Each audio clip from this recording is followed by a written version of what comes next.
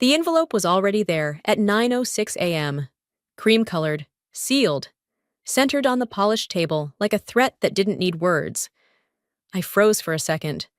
This was our weekly strategy meeting. Same room, same hour, same bitter coffee. But today, no one else showed up, just him. Asher Langston sat at the head of the table like he'd earned it. Crisp suit, smug half-smile, and that irritating habit of never making full eye contact. CEO's son-in-law, married 6 months, promoted 2 weeks, no prior record in systems, patents, or even tech. But here he was, handing me the end of 23 years in a single envelope. This isn't personal, Elena. We're just restructuring legacy roles. Legacy roles. I designed the system Stravara was built on, its architecture, its fail-safes, its digital bloodline. I'd written code from hospital waiting rooms, signed contracts between funeral calls. I was the first employee to arrive when we hit Series A, and the last to leave when funding fell through. And now I was a legacy, not even a conversation, not a thank you, not even the decency of the CEO showing up to do it himself. Just Asher, with a soft voice and cold execution. Acting like this was just a spreadsheet correction. He leaned back like it was over, but something shifted in me. I looked at him, not the ring, not the resume padded with buzzwords, but him. He didn't know the product. He didn't know the protocols. He didn't even know where the system backups lived, but he knew who he married. And in this building. That was apparently enough. I said nothing, just slipped the envelope into my bag. My hand trembled slightly, but I smiled. It wasn't a real smile. It was the kind you wear when someone mistakes your life's work for overhead. The kind that says, "You have no idea what you've just touched." As I walked out, I caught my reflection in the glass, straight back, pressed blouse, and 30,000 hours of brilliance being reduced to a cost-cutting line. But what they didn't know, what he didn't know, was that the system he'd just taken from me. It wasn't theirs to begin with. The hallway smelled like hand sanitizer and burnt coffee. Monitors beeped steadily in nearby rooms, the rhythm of machines standing guard over the fading. That was where I signed the first draft of the Ravek schematic, in the oncology wing. 3rd floor. Mercy Hill Medical Center. My mother was dying 3 doors down. It was 10 years ago, almost to the day. I hadn't slept in 36 hours. Her voice was faint, her skin translucent. But when I told her I was heading to the lab to finalize the blueprint, she'd clutched my hand and whispered, "Finish it here." So I did. I opened my laptop in the hallway, balanced it on my knees, and reviewed the final schematic. The architecture was raw, elegant, unstable, just like I was in that moment. The attorney emailed me the temporary filing form. I typed my full legal name at the time, Elena Hartwell, the name on my birth certificate, the name on my mother's records, and I clicked sign.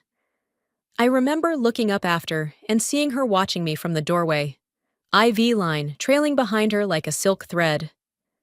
"There," she'd said, voice barely audible. "Now it's yours." She passed the next morning. I didn't tell anyone at the office, not the CEO, not legal. I went back to work the day after the funeral. I buried myself in deadlines, believing the sacrifices made me stronger. That loyalty was armor, that if I gave enough of myself, missed enough birthdays, turned down enough job offers, sat silently through enough meetings where younger men got credit for my lines of code, I'd be undeniable. But I was wrong. Because 2 days ago, I was labeled non-essential. Because yesterday, they archived my staff login. Because this morning, I was handed a beige envelope by a man who thinks blockchain is a sci-fi concept. I spent 23 years at Stravara. I was there before we had a logo, before we had a website, back when the lab's insulation peeled off the walls and we used heat guns to keep the servers running through winter. And now? Now I'm a line item in a spreadsheet, a redundancy. They don't know where Ravex was signed, They don't know what it cost me. They only know what it's worth today. But value isn't always visible on paper. Sometimes it's buried in a hospital hallway, in a dying mother's last words, and in the name you never expected to need again. Elena Hartwell. The name on the patent. The one they forgot. There's a particular kind of man who enters a room like the air owes him space. Asher Langston was that man. He didn't earn his way into Stravara. He married into it. 6 months ago. He became the CEO's golden son-in-law. 2 weeks later. He was named Chief Strategy Officer, a title no one had ever heard of before, but one that gave him unrestricted access to meetings he didn't understand and decisions he wasn't qualified to make. He had the polished look of a man who paid someone else to prepare his pitch decks. Tailored suits, a Harvard MBA, a face built for PR. But beneath the polish was a hollowness I could hear every time he opened his mouth.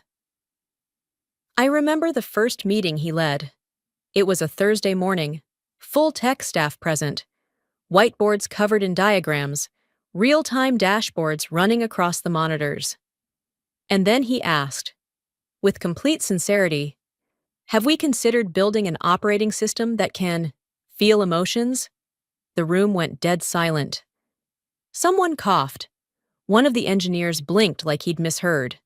I stared at Asher, trying to locate the punchline. There wasn't one. We weren't developing AI therapy bots. We were building secure, scalable systems for critical infrastructure. The closest we came to emotions was error flagging, when something breaks. It yells. But Asher thought tech should feel, and apparently, his feelings were now the driving force behind company strategy. He'd never coded a line, never pushed a product to market, never stayed up past midnight fixing a rollback issue or negotiating server load with a global vendor. But he had the ring, and in this company. That was enough. I learned to watch him carefully, not because I respected him, but because I didn't trust what he'd break next. He didn't see legacy systems. He saw roadblocks. He didn't see experienced engineers. He saw overhead. And the worst part? He smiled through it all, like disruption was a virtue and loyalty a relic of the past. So when I sat across from him at 9:06 a.m., with that envelope between us, I didn't just feel insulted, I felt endangered. Because men like Asher don't just cut costs. They dismantle foundations without knowing what those foundations are holding up.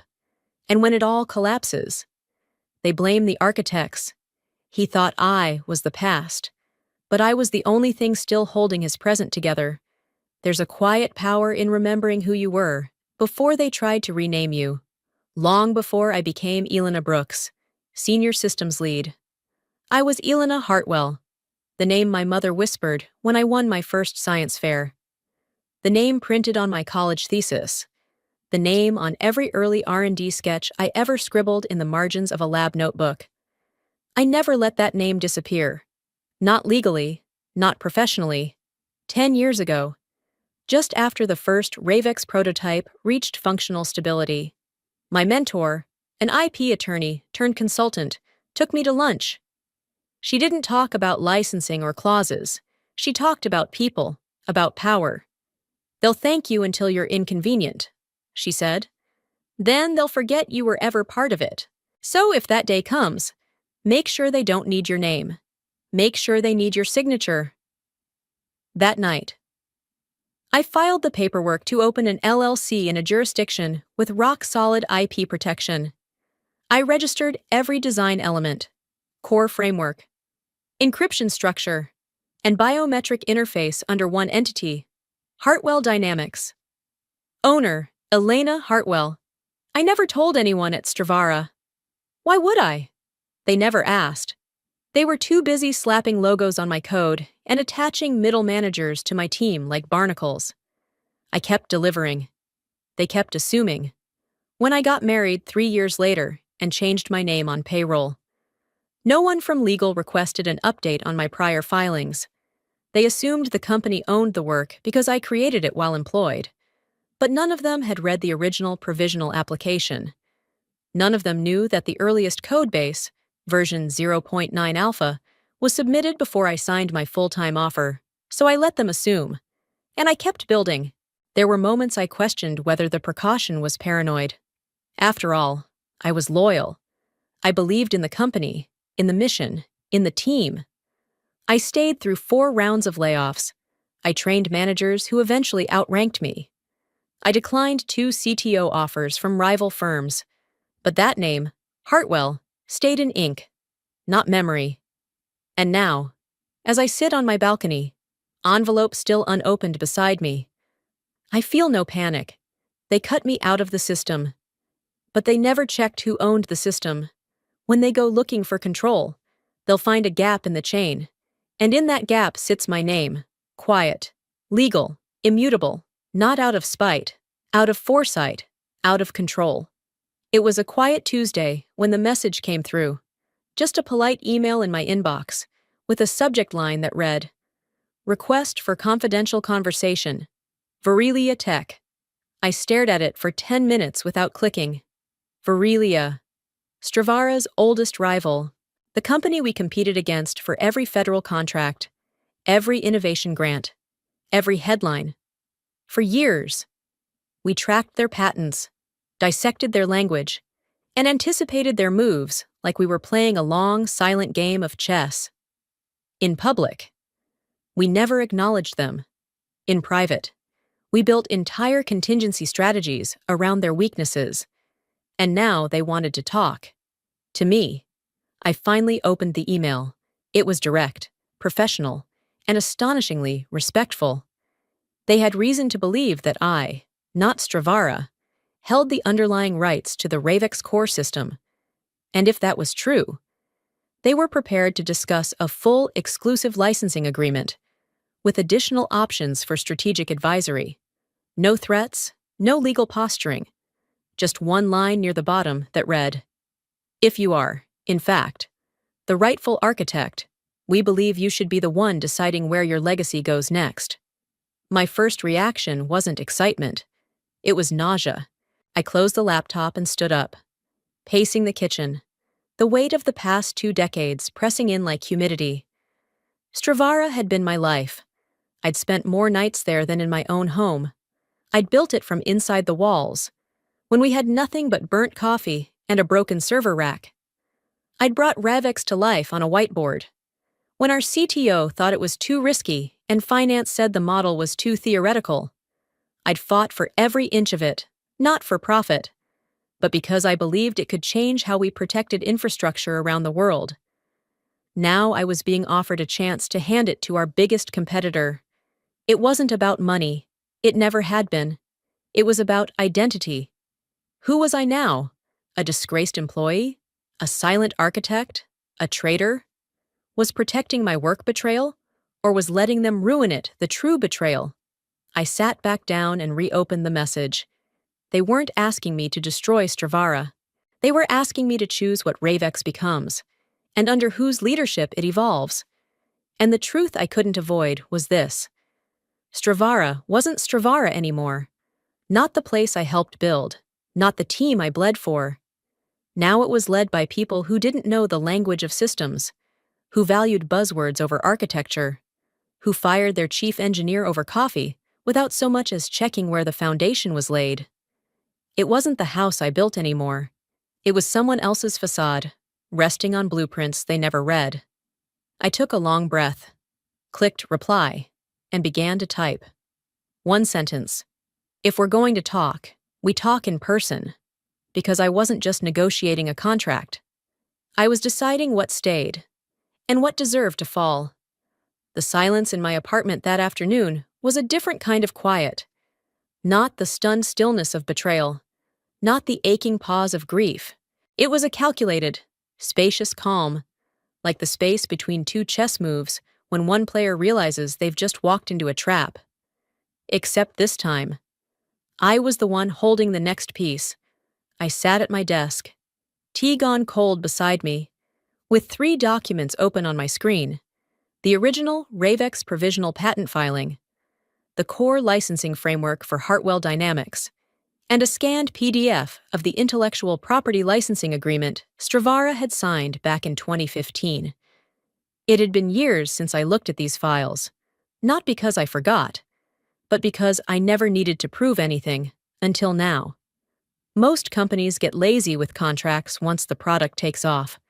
They assume their control is absolute, especially if the person who built the system is still showing up to work on time and fixing things before anyone notices they're broken.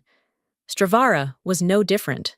They treated my ongoing support like passive loyalty, not realizing every bit of access I granted was a courtesy, not a default.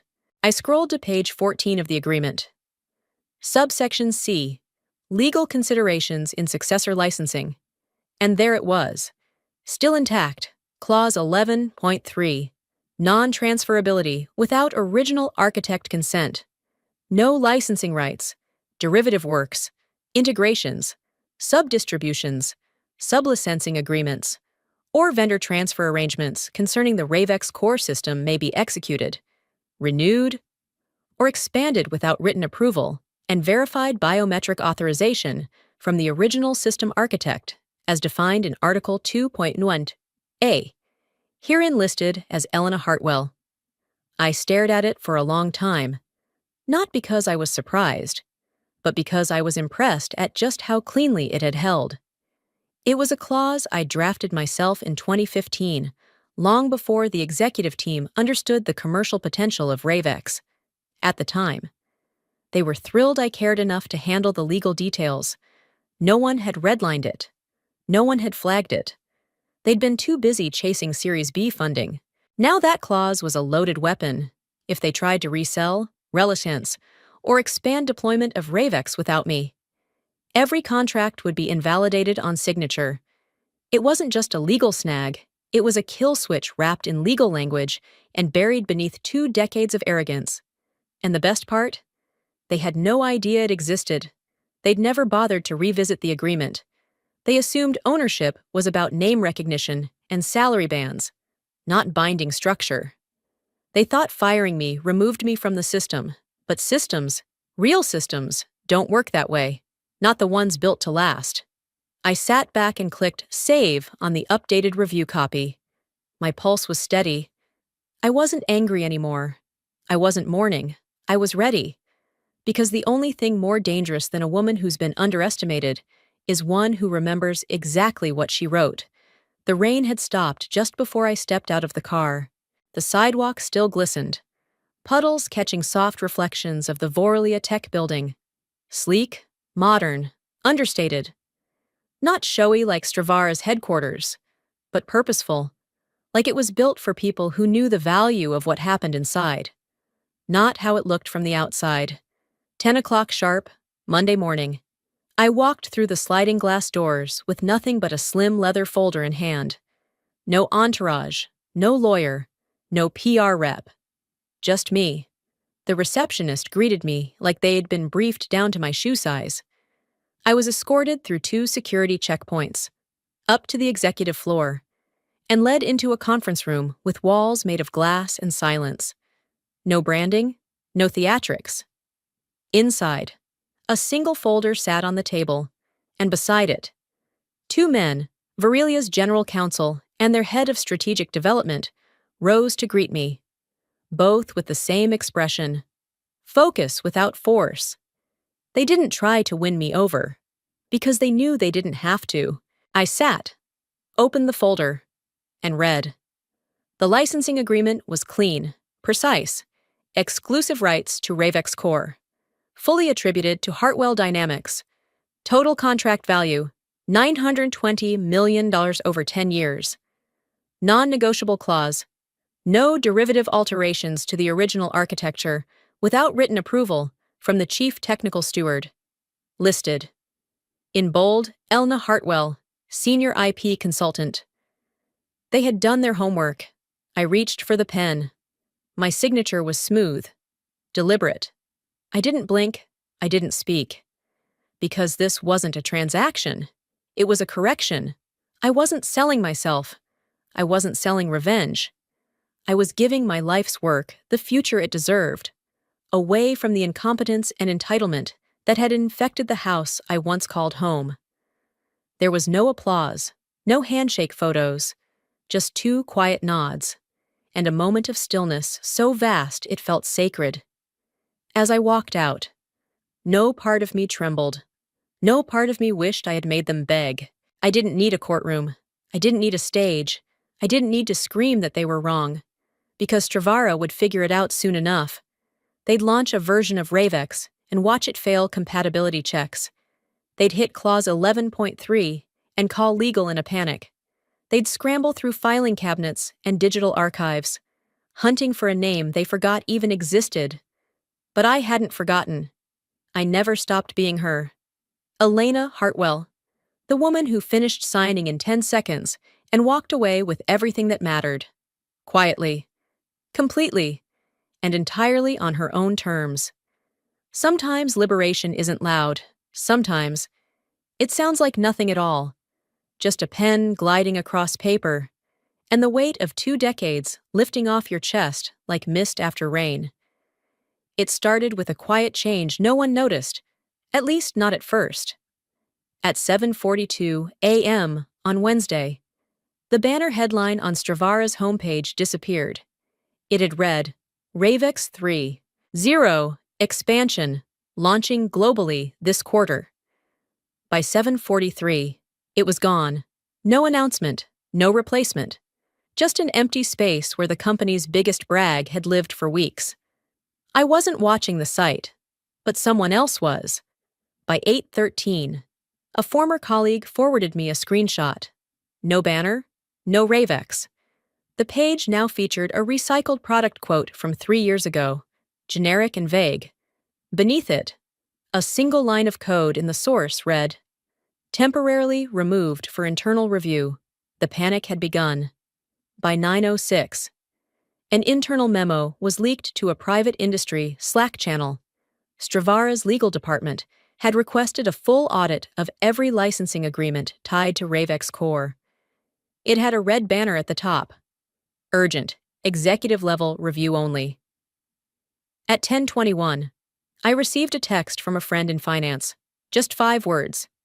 You didn't tell them, did you? I didn't reply. By noon, the cracks widened. The CEO called an emergency executive meeting. Board members were contacted directly. And by 2:12 p.m., the biggest blow landed. Hanley and Lorne Capital, Stravara's second-largest institutional investor, issued a notice of immediate withdrawal. Not a warning, not a request, an extraction. Over $84 million pulled in under 2 hours. Quietly, coldly. It didn't make headlines yet, but inside their walls. I could feel the pressure drop like a sudden altitude shift. People scrambling. Compliance combing through old archives.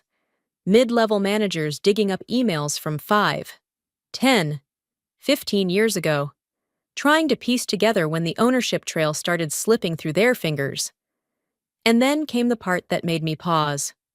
That evening, as I folded laundry with the news muted in the background, I got another message. This time from someone I hadn't heard from in 8 years. Evelyn Shaw, once Stravara's VP of Strategic Growth. She'd famously told a conference crowd that I was brilliant but too old school to lead in this decade. Her message now? Is it true the patent was never ours? And that you still hold the core license? I sat down on the edge of the bed, reread it once, then again. No anger, no apology. Just a question asked in fear, from the mouth of someone who once labeled me obsolete. I didn't answer her either, because the answer was already playing out in real time. Ravex was untouchable, the platform was locked, Clause 11.3 was ironclad, and every investor with eyes and a calculator would soon realize the crown jewel of Stravara's future wasn't theirs to sell. They fired me thinking I was disposable, but they never bothered to ask who was holding the foundation. And now they were watching the walls crack. One timestamp, one clause, one signature at a time. The file arrived in my inbox just after 7:15 p.m., an audio message forwarded from a burner Gmail address I didn't recognize. No subject line, no greeting, just an attachment titled, Internal exec call recording 7:12. I almost deleted it. Then I saw the name in the metadata. Forwarded by J. Campbell, Jordan Campbell, a systems engineer I once mentored during his first year out of grad school. Quiet, loyal, brilliant. He'd once asked me how to push back when upper management tried to take credit for his work. I taught him how to keep receipts, so I clicked play. The recording was muffled at first, chairs scraping, someone adjusting their mic, distant feedback, but then Asher's voice cut through, loud and panicked. Wait! She used her maiden name? A beat of silence. I thought we registered that IP under Brooks. Who let that through? Who signed off? Another voice, lower, tighter, less frantic. The CEO. It wasn't our filing. It predates the employment contract. We only have secondary rights through the derivative license. Another pause. This one heavier. So, we don't own RaveX? Asher again, barely concealing the disbelief. Not the core system, not without her signature. There was a long exhale, like someone had just realized they were holding a bomb with no timer and no instructions. Then, Asher again. This time louder. Shriller. No one thought to check if she'd registered under her old name? Seriously? Who the hell approved legal without updating her documents? And then, finally, silence. The kind that doesn't come from technical failure, but from failure of understanding. I didn't laugh. I didn't cry. I simply stepped out onto my balcony, the sky still streaked with the last threads of daylight, and pressed my phone to my chest like it might warm the spot that used to ache. In my other hand, a cup of jasmine tea, cool now, but still fragrant. It wasn't revenge. It wasn't gloating. It was something colder, validation. They had erased me in boardrooms, edited me out of pitch decks, referred to my legacy in past tense while I was still walking their halls. And now, they were unraveling, not because I struck back, but because they never thought to read the fine print next to the name they stopped saying. Elena Brooks. That's who they fired. But Elena Hartwell? She's the one they never saw coming. That signature was never for them. It was for me. For the systems I built. For the woman who stayed too long, gave too much, and finally remembered what she was worth. So I sipped my tea, let the breeze touch my face, and smiled. Not with victory, with clarity. You can't fire what you never owned, and you can't bury a name that never needed your permission to live. The lights on the main stage dimmed as the keynote panel was announced. I stood just behind the curtain, heart steady, heels planted on polished floor. Listening to the applause roll across the auditorium, I'd spoken at conferences before. Back when I still wore the company badge with pride. Back when my work was introduced as part of a team effort. And my name, when it was mentioned at all, came second, third, or not at all. But this time was different. A soft chime signaled the panel intro slide, and then the moderator's voice echoed into the hall. Joining us now is the creator of one of the most resilient core systems in infrastructure AI today, newly licensed to Virelia Tech. Please welcome Elena Hartwell. The doors opened. I walked out, flanked by Virelia's lead engineers, two of them women I once trained, now rising into their own brilliance. At center stage, 4 seats waited, each with a nameplate. When I reached mine, I froze for just a breath. There it was, black ink on brushed steel. Elena Hartwell, creator of the RaveX core system. Not co-author, not advisor, not from the original team. Creator. I took my seat, spine straight, chin lifted. The moment didn't call for pride. It called for peace. The discussion was sharp, layered, forward-thinking. We spoke of autonomy in code, ethical safeguards, post-quantum security. I answered 2 questions with precision, one with warmth, and one about ownership and attribution, with a stillness that made the crowd lean forward. After the session, A line formed near the edge of the stage, mostly engineers, mostly younger than me, but one in particular stood out. A girl with oversized glasses and a press badge hanging crooked from her lanyard. When she reached me, she didn't offer a handshake. She just whispered, "They used to say you were just part of the team, but now I know. You were the system itself." I didn't respond with words. I just nodded. Because she was right. They had fired Elna Brooks. They had forgotten Elna Hartwell. But systems remember their foundation, and legacies, real ones, don't vanish when someone removes your name from a badge. They rise when you do. If this story moved you, even just a little, leave a comment. Tell us your story, your silence, your fight to be seen. Like if you've ever built something others tried to take credit for. Share it with someone who deserves to be reminded. Your name matters. And don't forget to subscribe for more stories like this, because somewhere out there, someone else is rebuilding their name, and we'll be here to witness it.